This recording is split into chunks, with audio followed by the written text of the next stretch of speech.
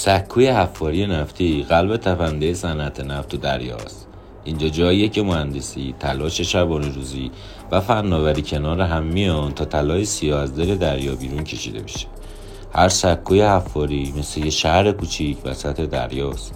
اتاق کنترل، آشپزخونه، محل اقامت خدمه و البته تجهیزات سنگین حفاری. کار روی سکو آسون نیست. گاهی باید 70 دور از خانواده روی آب زندگی کنیم، ولی برای خیلی ها این سبک زندگی یه تجربه خاص و هیجان انگیزه.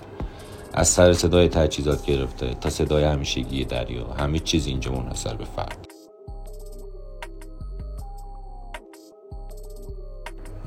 سکوی حفاری دریایی یکی از حیاتی ترین اجزای صنعت نفت و گاز در آبهای آزاد به شمار میاد.